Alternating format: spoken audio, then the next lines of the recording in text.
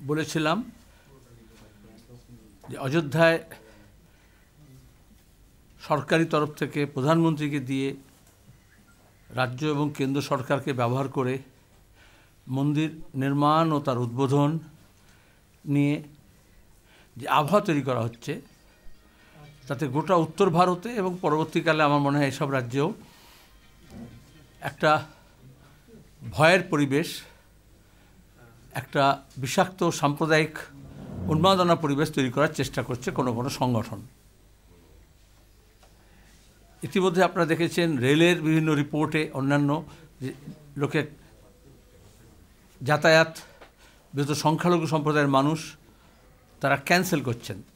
নানা রকম সংখ্যালঘু সংগঠনগুলো তারা এসব হোয়াটসঅ্যাপে ফেসবুকে চালাচ্ছে এই সময় কেউ বেরোবেন না, এক সপ্তাহে কেউ থাকবেন না, কারণ ঘর পোড়া গরু সিঁদুরে মেঘ দেখলে ডরায়।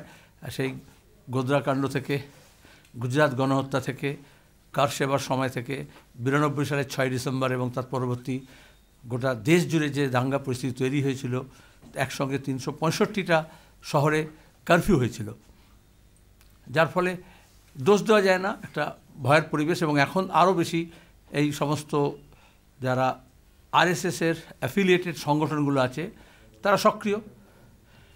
পাড়ায় পাড়ায় বাড়ি বাড়িতে এক এক রকম, উত্তর ভারতে একরকম, পশ্চিমবঙ্গে আরেক রকম, মণিপুরে আরেক রকম, মিজোরামে আরেক রকম, যেখানে যেমনটা আছে, কেরালায় এক রকম। তারা এক একটা সেখানকার মাটি দেখে সেরকম কতটা হার্ড কতটা সফট কমিউনালিজম করবে।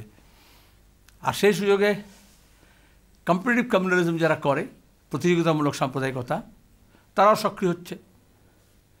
আসলে সামনে লোকসভা নির্বাচন, এই ব্রিগেড প্যারেড গ্রাউন্ডে যে সমাবেশ হলো যৌবনের ডাকে জনতার, লক্ষ লক্ষ মানুষ এলেন। তার আগে গত কয়েক মাস ধরে আমরা যে প্রচার করছি এবং আগামী কয়েক মাস করব, যে মানুষের যে দৈনন্দিন সমস্যা, বেকারি, দারিদ্র্য, অশিক্ষা, তার সঙ্গে দাঁড়িয়ে স্বাস্থ্যের প্রশ্ন, উন্নয়নের প্রশ্ন, মূল্যবৃদ্ধি হচ্ছে বিশাল করে, সেই বিষয়গুলো নির্বাচনের সময়ও যাতে মুখ্য বিষয় হয়ে ওঠে। কারণ ইস্যু অফ গভর্নেন্স, সরকার চলবে, রাষ্ট্র চলবে কিভাবে, কোন পদ্ধতিতে, আমাদের সংবিধান তার গাইডলাইন করে দিয়েছে। সাংবিধানিক যে ব্যবস্থা আছে তাকে দুর্মুষ করে দেওয়া হচ্ছে। সংবিধানে বলা হয়েছিল নতুন যে ভারত গড়ে উঠবে তা সামাজিক, অর্থনৈতিক, রাজনৈতিক ন্যায়ের উপর প্রতিষ্ঠিত হবে এবং সেখানে জাত পাত, ধর্ম, বর্ণ, ভাষা, ক্ষেত্র, লিঙ্গ কোনো প্রভেদ থাকবে না। অথচ দেখা যাচ্ছে ক্রমাগত একটা বহু সংখ্যকবাদ, মেজরিটেরিয়ানিজম, সেটাকে এস্টাবলিশ করার চেষ্টা করা হচ্ছে, যা ঘোরতর বিপদ নিয়ে আসছে। মণিপুরের পরেও অনেকের শিক্ষা হচ্ছে না। নির্বাচনে ভোটের হার বাড়ানোর জন্য, সমর্থন হার বাড়ানোর জন্য ধর্মকে বর্ম হিসেবে ব্যবহার করা হচ্ছে। আগামীকাল জ্যোতি বসুর মৃত্যু দিবস। যখন জ্যোতি বসু মুখ্যমন্ত্রী, যখন বিরোধী নেতা, তখন থেকে বলে আসছেন ধর্ম এবং রাজনীতিকে মেলাবেন না। আজকে দাঁড়িয়ে শঙ্করাচার্যরা বলছেন যে যদি মন্দির হয় স্বাস্থ্যসম্মতভাবে হবে, ধর্ম অনুযায়ী হবে, ধর্মের বিধি অনুযায়ী হবে, সেটা প্রধানমন্ত্রীর তারিখ অনুযায়ী, নির্ঘণ্ট অনুযায়ী হবে না। আমাদের রাজ্যের মুখ্যমন্ত্রীও তাই। এই যে কম্পিটিটিভ কমিউনালিজমের কথা বলছি, এটা পারস্পরিক সমঝোতার ভিত্তিতে। আমরা দেখেছিলাম নেতাজি সুভাষচন্দ্র বসুর যখন 125তম জন্মবার্ষিকী, তখন ঢাক ঢোল পিটিয়ে অনুষ্ঠান করা হলো, কিন্তু নেতাজি, আজাদ হিন্দ ফৌজ, স্বাধীনতা সবকে ভুলিয়ে দিয়ে জয় শ্রীরাম স্লোগানটাকে কন্ট্রোভার্সিয়াল করা হলো। লেখালেখি হলো, বলাবলি হলো, রাগারাগি হলো, কিন্তু গোটা ভোটের আগে এই বাইনারি তৈরি করার চেষ্টা করা হলো। আজকেও তাই হচ্ছে। আজকে শুনলাম মুখ্যমন্ত্রী বলেছেন উনি সকালে যাবেন, মন্দিরে পুজো দেবেন, তারপরে তিনি সংহতি মিছিল করবেন। মিছিল সবসময় হয়, কিন্তু এই যে 22 তারিখে যে 21 আইন করার চেষ্টা করা হচ্ছে, এটাই তো বিপজ্জনক। আমরা আবার আবেদন করছি, বামফ্রন্টের তরফ থেকে আবেদন করা হয়েছে, নির্দেশ দেওয়া হয়েছে গোটা রাজ্যে এই কম্পিটিটিভ কমিউনালিজমের যে পলিটিক্স, তার বিরুদ্ধে মানুষ যাতে শান্তিতে সম্প্রীতির মধ্যে আবহাওয়া থাকে, আমাদের যে রাজ্যের যে সংহতি, আমাদের যে সংস্কৃতি, আমাদের যে ঐতিহ্য, সেটাকে মাথায় রেখে যাতে কোনো ভয়াত্ম পরিবেশ তৈরি না হয়, কোনো গুজব যাতে কাজ না করে, কোনো যাতে উস্কানি না কাজ করে, যে যার নিজের এলাকায় সশক্তভাবে থাকবেন, মিশ্র এলাকায় বিশেষ সতর্ক থাকবেন, এবং এজেন্ট প্রভোকেটার্স যারা চাইছে লোকসভা নির্বাচনটা মন্দির কেন্দ্রিক হোক, যারা চাইছে রাজনীতিটা ধর্মকেন্দ্রিক হোক, যারা চাইছে মানুষ তার এই জিনিসপত্রের দাম বাড়ছে, শাক সবজি তেল জ্বালানি সমস্ত কিছুর খাদ্যের, বেকারি বাড়ছে, আয় কমছে, ব্যয় বাড়ছে, স্বাস্থ্যের শিক্ষার অবস্থা দুর্বিষহ হয়েছে, সেই গণপরিবহন ব্যবস্থা ভেঙে পড়েছে, তার উপর দাঁড়িয়ে কেন্দ্র সরকার এমন সব আইন নিয়ে আসছেন, যেমন কৃষি আইন নিয়ে এসেছিলেন, কৃষকরা বিদ্রোহ তৈরি করেছিল, আপাতত মুলতবি। ইলেকট্রিসিটি বিল নিয়ে আসা হয়েছে, যেখানে দাঁড়িয়ে আরও বেশি বিদ্যুতের দাম বাড়ানো যায়, বিদ্যুৎ কোম্পানিগুলো লুট করে, এসব স্পন্সর করে এসব জিনিসগুলো বিদ্যুৎ কোম্পানিগুলো, পরে বিল দিয়ে মানুষের কাছ থেকে ট্যাক্স তুলে নেয়। এখন ট্রান্সপোর্টের ব্যাপারেও আমরা দেখলাম, পরিবহনের ব্যাপারে যে আইন নিয়ে আসা হয়েছে, তাতে দাঁড়িয়ে শুধুমাত্র বাস ট্রাক টেম্পো নয়, যারা স্কুটার চালায়, মোটরসাইকেল চালায়, যারা নিজের ব্যক্তিগত, যেহেতু সরকারি ব্যবস্থা ভেঙে পড়ছে, গণপরিবহন ব্যবস্থা ভেঙে পড়ছে, তখন লোকে নিজের মতো করে ট্রান্সপোর্টেশনের ব্যবস্থা করে। এই সবার ওপরে এমনভাবে টাকা তোলার ব্যবস্থা করা হচ্ছে, এখানে যেমন তোলা হয় 2 টাকা থেকে 36 টাকা রেট করে, সেন্ট্রাল গভর্নমেন্ট আইন করে দিয়ে এমন ব্যবস্থা করে দিচ্ছেন যাতে দুর্বিষহ অবস্থা হবে। তার বিরুদ্ধে লড়াই করা উচিত। পার্লামেন্টে ভোট মানে তাই, রাজনীতি মানে তাই, সেই ইস্যুগুলো যেগুলো আমাদের জীবনকে স্পর্শ করছে, ওরা সেখানে রাজ্য সরকার, কেন্দ্র সরকার, মুখ্যমন্ত্রী, প্রধানমন্ত্রী আরও অনেকেই আছেন, এই ধর্মকেন্দ্রিক রাজনীতিতে নেমে পড়েছেন। আমরা এটার প্রতিবাদ করছি এবং এখন ইতিমধ্যে সমস্ত এলাকায় এলাকায় প্রচার চলছে আমাদের। আমরা 21 তারিখে নাগরিকরা, বিশিষ্টজনেরা গতকাল দেখলাম আবেদন করেছেন, রানুছায়া মঞ্চে সাংস্কৃতিক 20 তারিখে অনুষ্ঠান হবে, কর্মসূচি হবে। 23 তারিখে দেশপ্রেমিক দিবস, বামফ্রন্টের তরফ থেকে আমরা সবসময় নেতাজি জন্মদিনটাকে দেশপ্রেমিক দিবস হিসেবে পালন করি, সেই দাবি আমরা করেছিলাম, দেশের সরকারের কাছেও করা হয়েছিল, বিধানসভা থেকে প্রস্তাব গিয়েছিল বামফ্রন্টের আমলে, কিন্তু সেই প্রস্তাবে আজকের রাজ্য সরকার বা দিল্লির সরকার কেন্দ্রের তারা সেদিকে, কিন্তু মানুষ, আমরা ওই দিন সকালে কলকাতায় কেন্দ্রীয়ভাবে মিছিল হবে, কেন্দ্রীয় নেতাজি জন্মজয়ন্তী যে সমিতি আছে তার তরফ থেকে, জন্মোৎসব কমিটির তরফ থেকে, এবং তারপরে সৈয়দ মল্লিক স্কোয়ারে মাল্যদান হবে, সেখানে বামফ্রন্টের নেতৃবৃন্দরা উপস্থিত থাকবেন, কারণ বিমান বসু থাকবেন।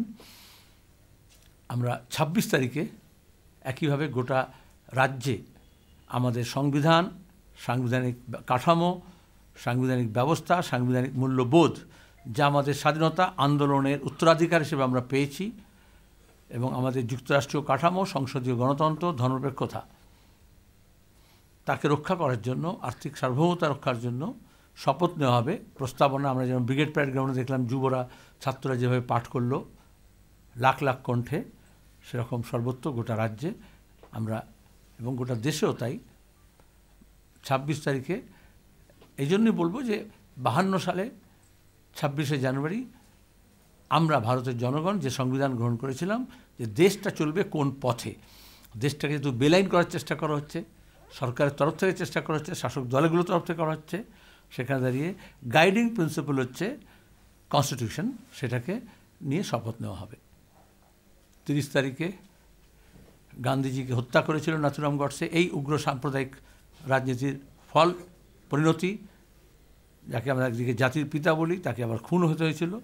এবং এখন অনেকেই যারা মন্দির রাজনীতি করছে, তারা নাথুরাম গডসেরও মন্দির তৈরি করা, নাথুরাম গডসের মূর্তিতে মালা দেওয়া, এগুলোও করে, মানে বাইরে রাম বলছে কিন্তু ভেতরে আসলে নাথুরাম।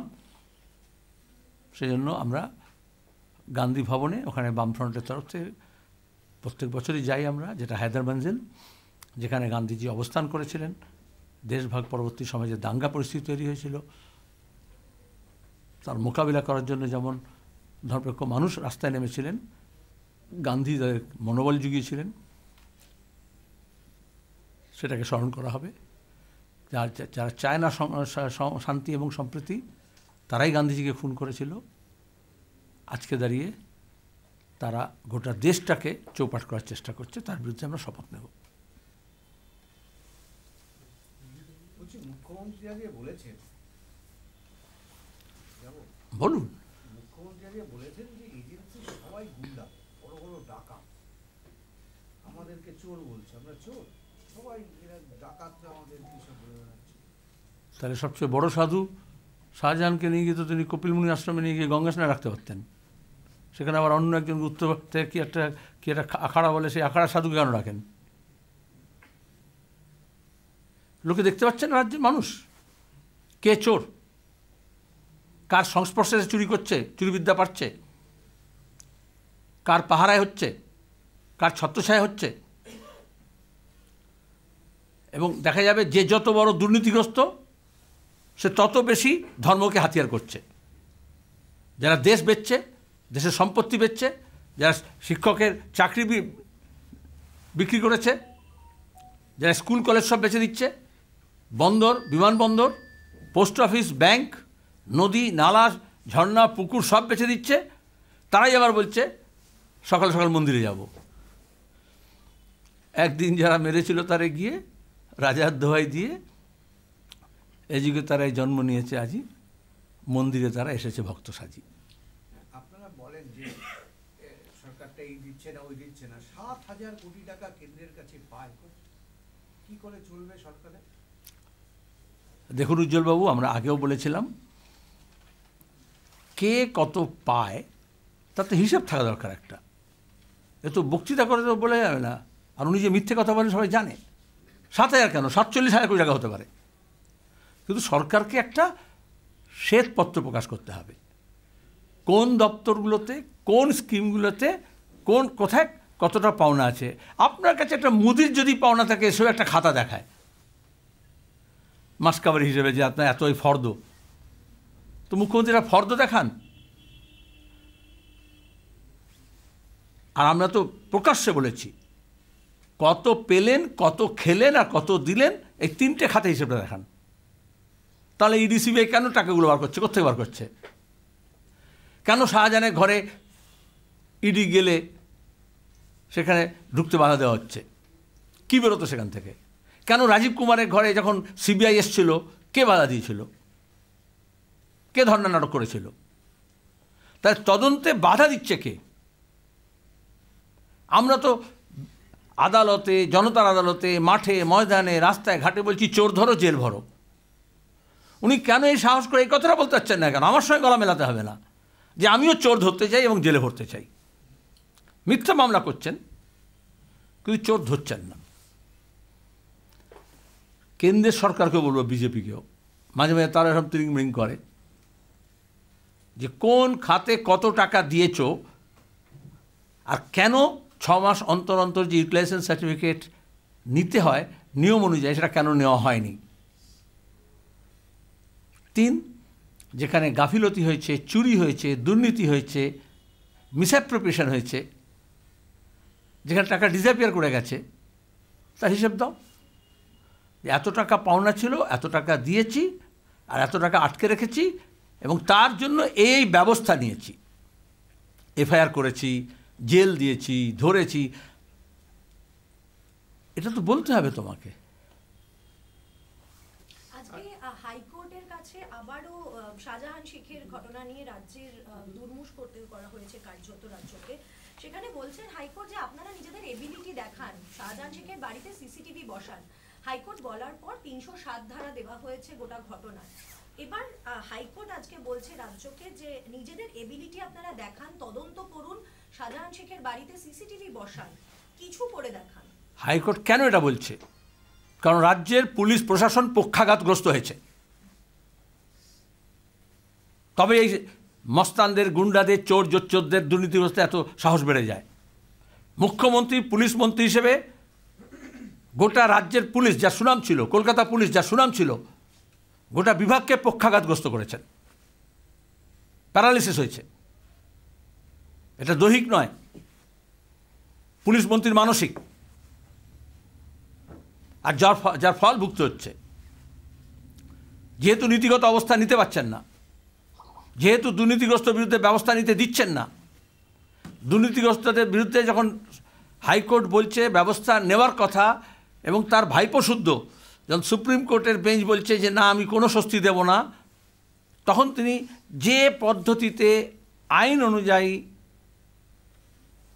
দুর্নীতিগ্রস্তদের বিরুদ্ধে ব্যবস্থা নেওয়া যায় সেগুলোকে বাধা সৃষ্টি করছেন। বাকিমুলের ব্যাংক অ্যাকাউন্টে সিবিআই আজকে বলেছে আমি বাকিমুল শুনলাম। 228 কোটি টাকা। কে কি নাম বললে? বাকিমুল। আসলাম বাকিমূল আর কি, কিছু কিছু মূল চলে গেছে, কিছু বাকি আছে আর কি, বাকিগুলো আর কি। তুমি বললে বাকিগুলো বাকিমূল, যে নামি বলো। হ্যাঁ, 228 কোটি টাকা একটা লোকের অ্যাকাউন্টে।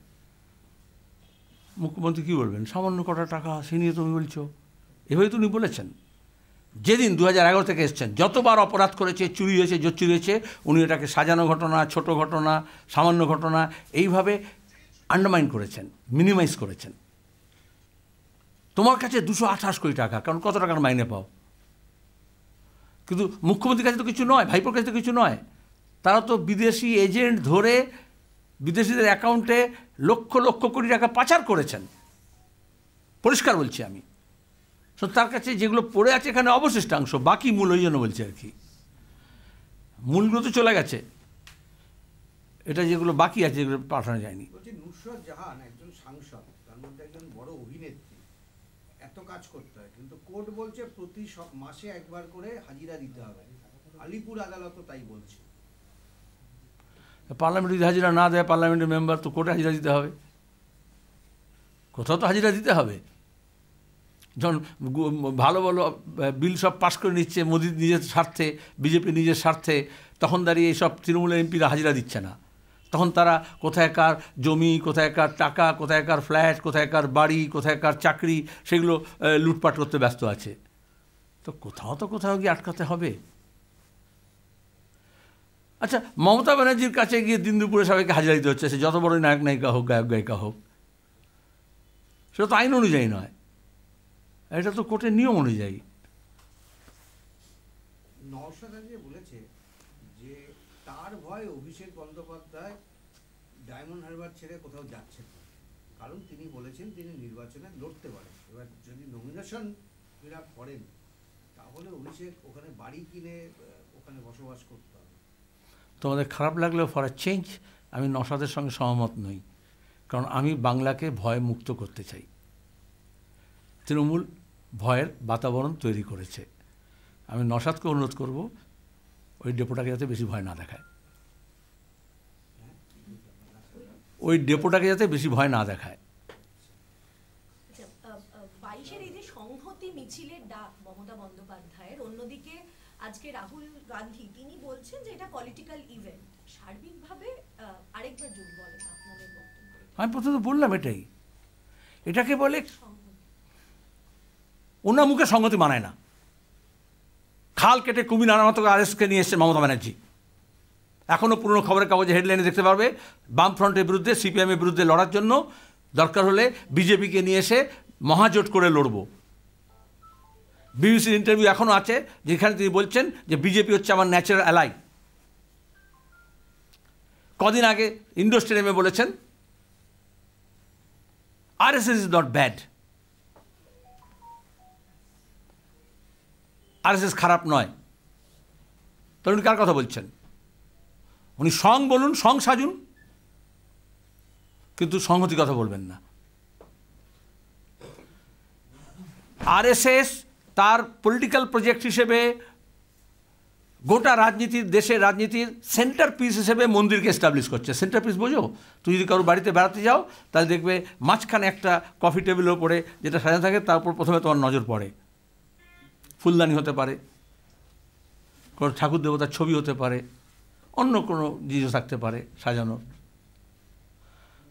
তাহলে আরএসএসের প্রজেক্ট হচ্ছে দেশের রাজনীতিতে সেন্টার পিস হিসেবে মন্দিরকে এস্টাবলিশ করা।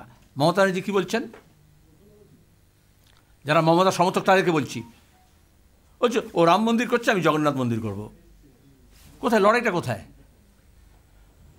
শ্রী শ্রী জগন্নাথ ঠাকুর আর শ্রীরামচন্দ্র তো নিজের মধ্যে লড়াই করছেন না। তাহলে বিজেপি আর তৃণমূল নাটক করার জন্য, কিন্তু মন্দিরকে কেন্দ্রীয় ইস্যু করার জন্য। আর কেন কেন্দ্রীয় ইস্যু করতে হচ্ছে? কারণ রেশনে চুরি হয়েছে, আইসিডিতে চুরি হয়েছে, মিড ডে মিলে চুরি হয়েছে, চাকরিতে চুরি হয়েছে, দুর্নীতি হয়েছে, এরাও করছে ওরাও করছে। মোদির লুট আর দিদির লুট, সেই লুট থেকে সরিয়ে দৃষ্টিটাকে তোমাকে মন্দিরের দিকে নিবদ্ধ করছে। সেখানে সংহতির কী প্রশ্ন আছে? কেন উনি জোর করে বলতে পারছেন না কেন যে চাকরির ইস্যুতে, কাজের ইস্যুতে, বেকারির ইস্যুতে, 100 দিনের কাজের প্রশ্নে, ঘরের টাকার প্রশ্নে লড়াই হোক? তাহলে বুঝতাম।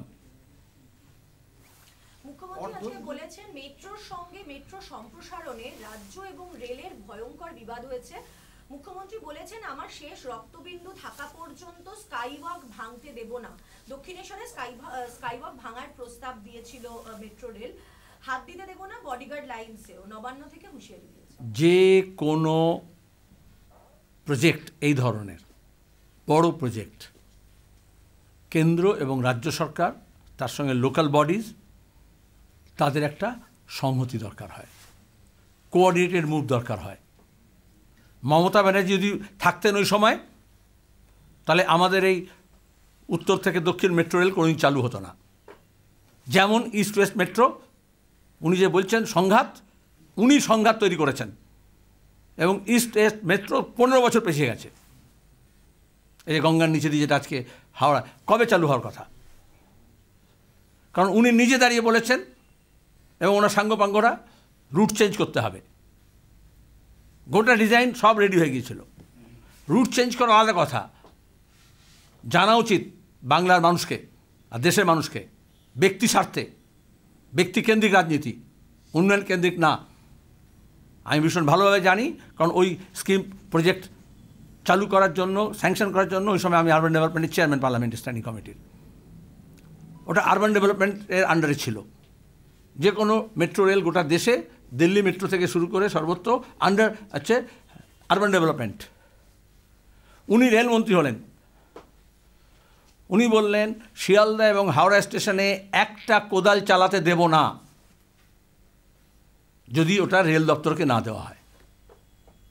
বুদ্ধদেব ভট্টাচার্য বললেন যেহেতু রেল চাই আমরা, দীর্ঘদিন ধরে জ্যোতি বসুর সময় থেকে আমরা লড়ছি ইস্ট ওয়েস্ট মেট্রো, ছোটোবেলা থেকে আমরা শুনছি